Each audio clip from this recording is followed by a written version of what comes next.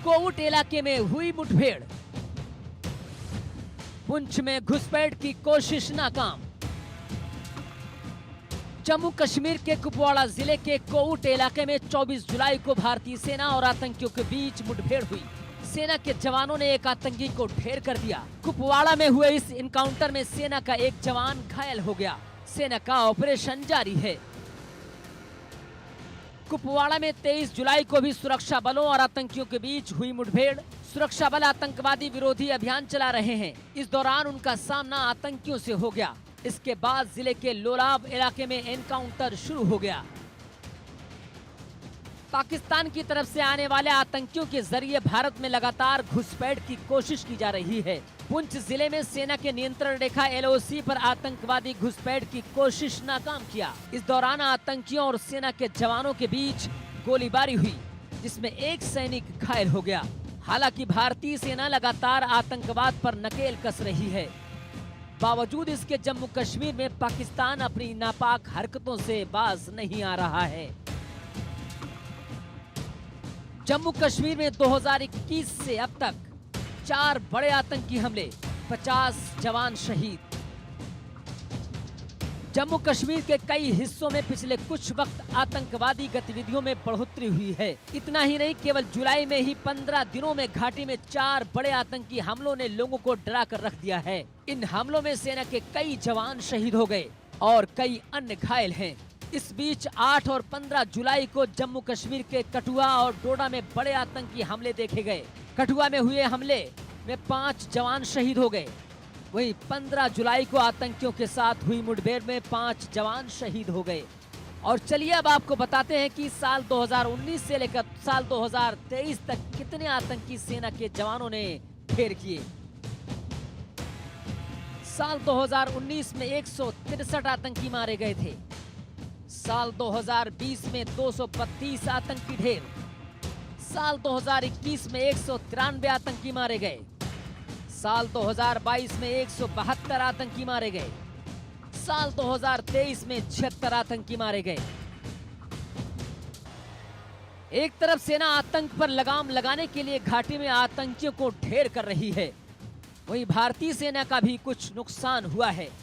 2021 में सबसे पहले 19 अगस्त को राजौरी के थाना मंडी इलाके में आतंकियों के साथ मुठभेड़ में 2 जवान शहीद हो गए थे। इसके कुछ वक्त बाद ही 11 अक्टूबर को पुंछ के जंगलों में आतंकियों के साथ हुई मुठभेड़ में 5 जवान शहीद हो गए थे। वहीं 16 अक्टूबर को हुए आतंकी हमले में जम्मू कश्मीर के 2 अधिकारियों समेत 4 जवान शहीद हो गए थे। ये हमला पुंछ जिले के भाटा दूरिया इलाके में हुआ था। इसके बाद 30 अक्टूबर को 2 जवान और 1 अधिकारी शहीद हो गए थे। उस वक्त जवान राजौरी के नौशेरा में गश्त लगा रहे थे। 11 अगस्त 2022 को राजौरी के परगल आतंकवादियों द्वारा किए गए हमले में 5 जवान शहीद हो गए थे। 20 अप्रैल को पुंछ जिले के भाटा दूरिया में आतंकियों द्वारा NH 144A पर किए गए हमले में 5 जवान शहीद हो गए थे। इसके बाद 7 मई 2023 को किए गए अन्य आतंकी हमले में 5 कमांडो समेत 1 आर्मी मेजर शहीद हो गए थे। ये हमला राजौरी के जंगलों में किया गया था। 22 नवंबर 2023 को राजौरी जिले के बाजीमाल में आतंकी मुठभेड़ में 2 आर्मी कैप्टन समेत 5 जवान शहीद हो गए थे। 21 दिसंबर को हुए एक अन्य आतंकी हमले में 5 जवान शहीद हुए थे। आतंकियों द्वारा ये हमला पुंछ में डेरा की गली इलाके में किया गया था। 2024 में जम्मू और कश्मीर में अब तक 4 बड़े आतंकी हमले हो चुके हैं। इनमें सबसे पहला हमला 4 मई को हुआ था। इस हमले में एक IAF अधिकारी की मौत हो गई थी। यह हमला पुंछ में किया गया था। इसके बाद 11 जून कठुआ में हुए आतंकी हमले में 1 CRPF जवान शहीद हो गया था। 8 जुलाई को कठुआ के बड़नोता गांव में हुए आतंकी हमले में 5 जवान शहीद हो गए थे और साथ ही एक आतंकी भी मारा गया है। वहीं हाल ही में 15 जुलाई को हुए हमले में आर्मी कैप्टन समेत 4 जवान शहीद हो गए हैं। हालांकि सेना आतंक को घाटी से खत्म करने की पूरी कोशिश कर रही है। आतंकियों का सफाया भी तेजी से हो रहा है, लेकिन साथ ही में इसमें देश के कुछ सपूत भी अपनी शहादत दे रहे हैं। ऐसे में जरूरत इस बात की कि भारत आतंक के खिलाफ और आतंक को बढ़ावा देने वाले पाकिस्तान को कड़ा सबक सिखाए और आतंकवाद का मुंहतोड़ जवाब दे। Bureau report, India news.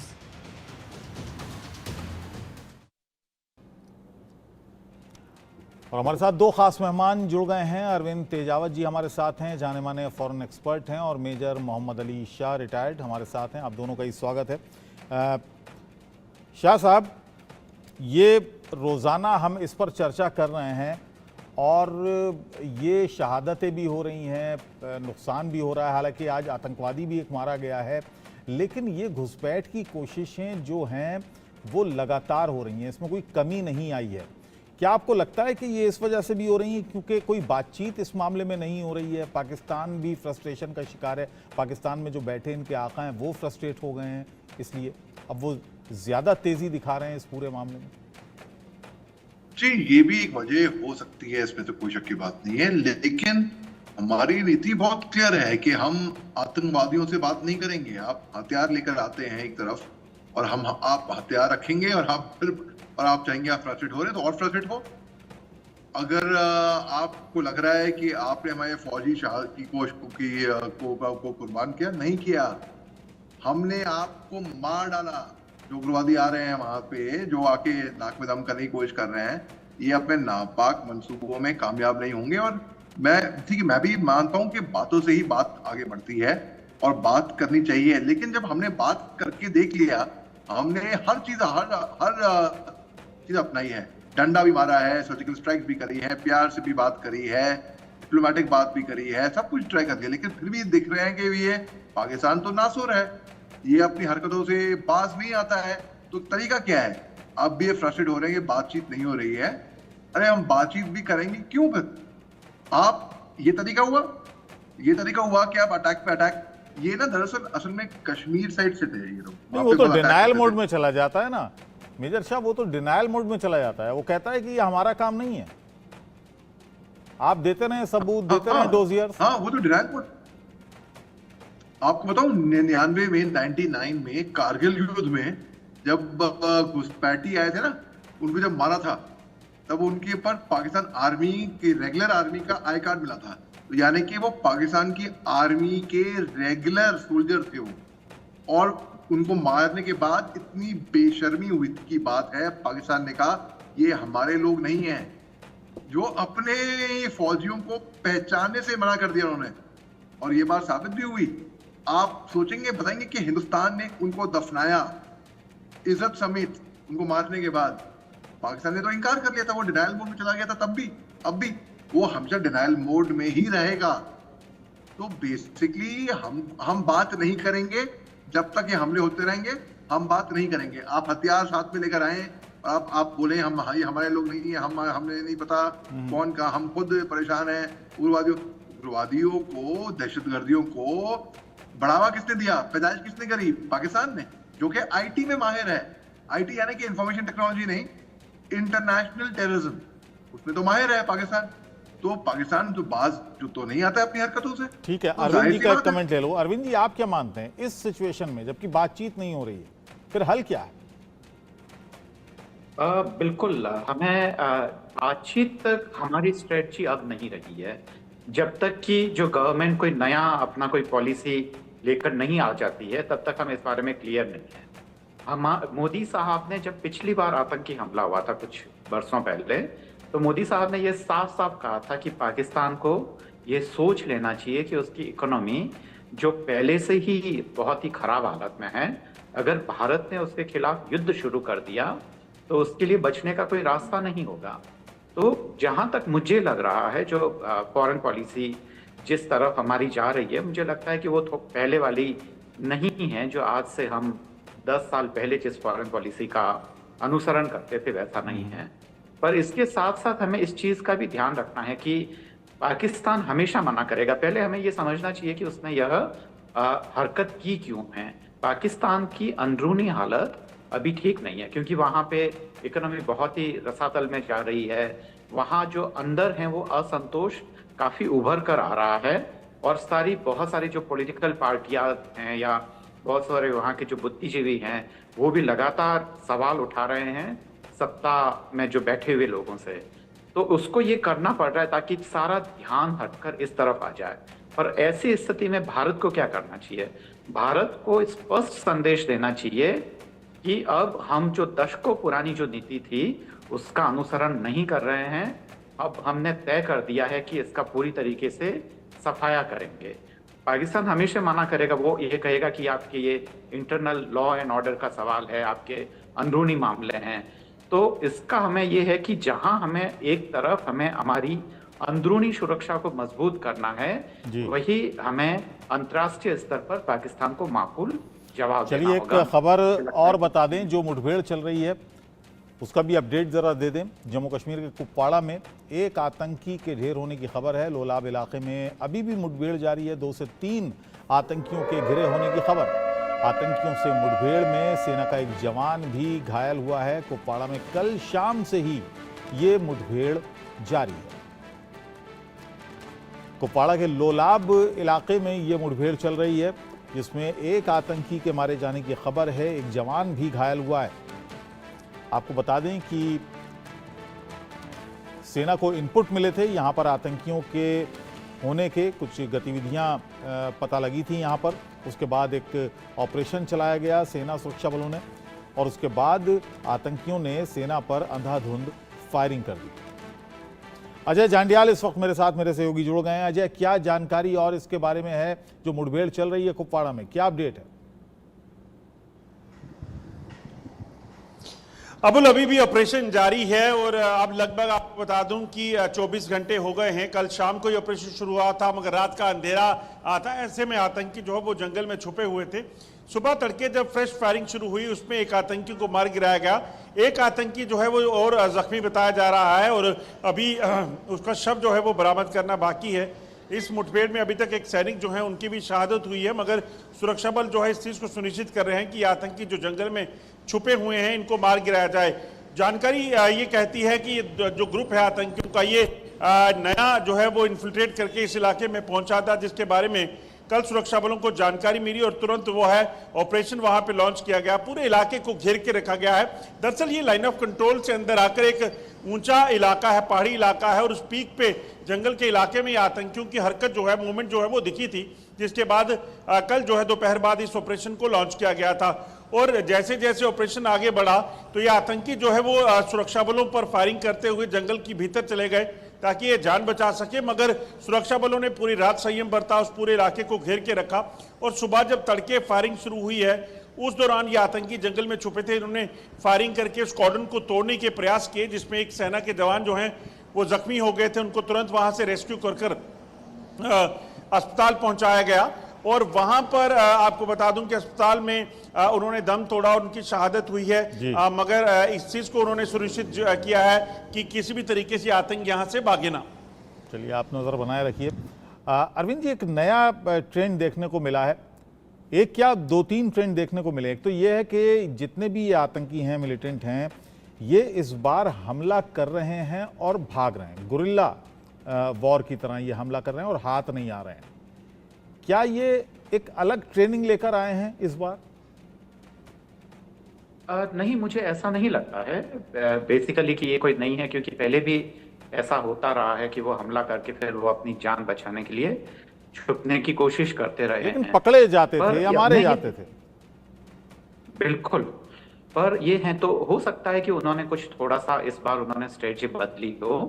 पर जो हमें खास बात ध्यान देने लायक ये है कि हमारे जवान मर रहे हैं जो बहुत ही गरीब परिवारों से आते हैं, और ठीक इसी तरीके से ये जो लोग हैं वो आ रहे हैं, उनकी आइडेंटिटी अभी ठीक से सेना पता करेगी और इन्वेस्टिगेशन होगा इस बारे में प्रॉपर। पर उन सब चीज़ों के बावजूद मुझे लगता है कि हमें एक टेररिज्म को लेकर एक खास पॉलिसी बनाने की ज़रूरत है, और वह एक पॉलिसी ऐसी होनी चाहिए जिसमें आम सहमति हो। ऐसा नहीं कि एक टेररिज्म अटैक हो रहा है और अब कुछ पॉलिटिकल गेन के लिए कुछ वहाँ संसद में कुछ और हो रहा है, कहीं और है। ऐसा तो होता है भारत को एक ऐसा होता है, अक्सर कई बार होता है, जैसे कि सर्जिकल स्ट्राइक के टाइम भी हुआ है। अलग अलग दलों ने अलग अलग तरीके की वो राय की है, और ऐसे में जो डिप्लोमेट्स होते हैं उनको काफ़ी परेशानियाँ आती है बाहर की चीज़ों को करने के लिए। तो एक टेररिज्म पॉलिसी लाने की ज़रूरत है। ऐसे में क्या होगा कि सेना के भी हाथ मजबूत होंगे और वो उसको पता रहेगा कि किस कंडीशन में हमें क्या करना है। और ये है कि इसके आतंकवाद का कोई स्थायी इलाज नहीं है, चाहे वो अमेरिका जितना ताकतवर देश ही क्यों ना हो, यूरोप ही क्यों ना हो, सबने अपनी आंतरिक सुरक्षा को बहुत ही इतना चाक चौबंद कर दिया है कि अब वहां पे सब कुछ करना इतना आसान नहीं रहा है। मुझे लगता है कि एक स्तर पर हमें यह करने की भी जरूरत है, पर क्योंकि भारत के पास उतने आर्थिक संसाधन नहीं है, तो हमें अपनी जो लिमिटेशंस हैं उसमें देखना पड़ेगा। और ये है कि जो देश के अंदर कोई सेपरेशन की जो भावना है उसको भी कहीं ना कहीं हमें खत्म करना होगा। हमें उन जी सबको एक जो राष्ट्र के होने के नाते जो एक भावना होती है वो जगानी होगी। होना होगा कि अंतर्राष्ट्रीय स्तर पर पाकिस्तान को हमें एक मजबूत संदेश देना होगा, एक जवाब देना होगा कि यह और अधिक नहीं होना चाहिए। और पाकिस्तान को हमें यह स्पष्ट रूप से बता कि अगर हमें एक भी सबूत मिलता है तो हम इसको बहुत ही मजबूती से उन सारी चीजों का मुकाबला करेंगे, तो इससे भी चलिए बहुत ठीक फायदा है। होगा। एक और तो खबर हम जरा बता दें दर्शकों को, जम्मू कश्मीर में आतंक के खिलाफ ऑपरेशन अब तेज हो गया है। पुंछ राजौरी में भी सर्च ऑपरेशन चल रहे हैं। पुंछ में एलओसी पर घुसपैठ की कोशिश को नाकाम सुरक्षा बलों ने किया है। आतंकियों के सफाए के लिए ये सर्च ऑपरेशन जारी है। तो लगातार काफी एक्टिव हैं सुरक्षा बल, यहां पर काफी विजिलेंस यहां पर दिखाई दे रहा है सुरक्षा बलों की तरफ से कि यहां किसी तरह से कंट्रोल हो। और जैसा कि टेररिज्म पर एक पॉलिसी की बात अरविंद जी कह रहे थे, मेजर शाह क्या आप मानते हैं, क्योंकि ये खबर भी है कि जो आर्मी चीफ हैं उन्होंने नॉर्दर्न कमांड को पूरी तरह से खुला हैंड दे दिया है कि वो आतंकियों का सफाया करें। जी देखिए, जनरल उपेंद्र द्विवेदी जो आर्मी चीफ हैं और ये नॉर्दर्न आर्मी कमांडर भी रह चुके थे। अभी ये हाल ही में ये गए भी थे वहां पे। और वहां पे जी खुली छूट तो मिलनी चाहिए फौजियों को कि आपके हाथ बंधे नहीं होने चाहिए कि आप सफाया करिए, आप होनी चाहिए खुली छूट। तो ये कोम्बिंग ऑपरेशंस जारी रहेंगे और एक एक वहां पे जो आतंकवादी है उसको कुरेद के खोद के निकाला जाएगा। और जो भी हमें अगर सुन रहा हो कोई आपके माध्यम से सरहद के उस पार या कहीं पे भी जम्मू कश्मीर में, वो ये कान खोल के सुन ले और खूब जान ले और ये बात अच्छे समझ ले कि भारतीय फौजी सेना इनको ढूंढ निकालेगी एक एक को और ऐसा सबक सिखाएगी। तो ये जो इनको जो बकवास जो भरा जाता है इनके दिमाग में ना कि जन्नत नसीब होगी और पूरे मिलेंगी, जन्नत में जाएंगे ये लोग, ये कहीं पे कुछ नहीं नसीब होने वाला है, आए मिलेगा सीधा जन्नत और कुछ नहीं। तो बिल्कुल आर्मी की तरफ से तो छूट है ही है और होनी भी चाहिए। तो ये कान खोल के सुन ले और खूब जान ले कि आर्मी के पास छूट है और ये धो डालेगी वहां पे उस इलाके में इन लोगों। क्या अपनी रणनीति को बदला है इन आतंकियों ने, आपको लग रहा है जितने भी ये हमले हुए अभी देखा आपने? जी बिल्कुल बदला है। और मैं खुद स्वयं वहां पे 2 साल सन 2003 से 2005 मैंने तकरीबन आज से 20 साल पहले वहां पे ही जम्मू कश्मीर के बॉर्डर इलाके में वहां पे लाइन ऑफ कंट्रोल पे मैं उग्रवाद से लड़ा हूं। और तब इनको लोकल सपोर्ट बहुत मिलता था, फिर बाद में कम हुआ। अब ये देखिए कश्मीर टारगेट था इनका, कश्मीर से कैसे ये जम्मू कैसे आ गए ये लोग। और अब आप देखिए इनके पहले तो श्रीनगर में लाल चौक में ग्रेनेड फेंक के भाग गए, इस टाइप के अटैक होते थे, या तो फौजी काफिले पे कार्रवाई पे जा रहे हैं। तो अब इनकी स्ट्रेटेजी आप देखिए ये लगभग ऑलमोस्ट कॉमन है कि आर्मी का कॉन्वॉय जाता है, उस पे ढूंढ के एक सुनसान जगह पे एम्बुश होता है, ड्राइवर पे सटीक निशाना लिया जाता है, वो भी स्नाइपर से तकरीबन। और स्नाइपर कोई आसान हथियार नहीं है, ये वो नहीं जो पिक्चरों में दिखाते हैं स्नाइपर बैठा हुआ है। स्नाइपर के लिए 2 लोग, एक स्पॉटर होता है और एक शूटर होता है। एक टारगेट्स कैलकुलेट किए जाते हैं, ग्रिड रेफरेंस नंबर्स पास किए जाते हैं, तब पूरे कैलकुलेशंस के बाद तब जाके निशाना दागता है फायरर। तो बात ऐसी है कि ये लोग, और ये इसमें मैं बिल्कुल पाकिस्तान आर्मी का मैं डायरेक्ट इन्वॉल्वमेंट इसमें देख रहा हूं। और स्ट्रैटेजी तो बिल्कुल बदली है यहाँ पे उग्रवाद ने। जी अरविंद जी, आपको क्या लगता है ये जो इंटरनेशनल जो डिप्लोमेसी चलती है वो कितनी हर्डल बनती है कोई भी आतंक के खिलाफ पॉलिसी बनाने में, पाकिस्तान के खिलाफ पॉलिसी बनाने में, या डायरेक्ट कोई एक्शन लेने में? बेसिकली बहुत सारे वेस्टेड इंटरेस्ट काम करते हैं, क्योंकि खाली यही नहीं है, इंसान की जान बेसिकली वो रुपयों में तोली जाती है। और उसके साथ साथ जो इंडियन इकोनॉमी होती है वो कैसे रन करती है, इंडस्ट्रियल इंडस्ट्रियलिस्ट के फायदे क्या है, किस कंट्री से हमारे रिलेशंस क्या हैं, तो बहुत सारे कॉम्प्लिकेशंस हैं। और उसमें हमें ये चीज़ देखनी होगी कि जो मरने वाला जो इंसान है वो बहुत ही, मैं पहले भी कहा है, और इस दर्द को मेरे दोस्त मोहम्मद अली शाह भी समझते हैं, क्योंकि वे खुद आर्मी में सर्व कर चुके हैं और उन्होंने संकेत भी किया है, अभी अपनी बात में ही कहा है कि पहले जो कश्मीर में जो सेपरेशन की जो भावना थी और अब उसमें क्या फर्क आ रहा है, वो भी बात कही है।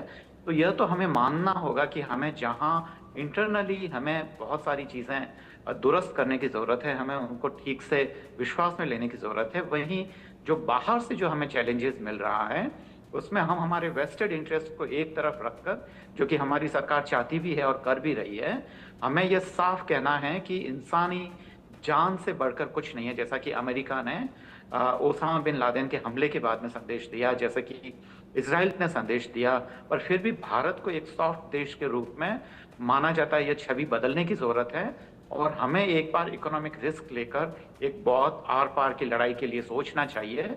अरविंद और जी, उसके आपने साथ-साथ हमें पॉलिसी की बात की थी, इंटरनेशनल लेकिन पॉलिसी की अगर बात करें, देखिए कश्मीर में अफ्स्पा लागू है, वहाँ से 370 था वो भी हटा लिया गया, लेकिन उसके बावजूद कोई कमी देखी नहीं गई। और 2021 से तो हम लगातार ये देख रहे हैं कि ये घटनाएं बढ़ी हैं, ग्राफ ऊपर जा रहा है।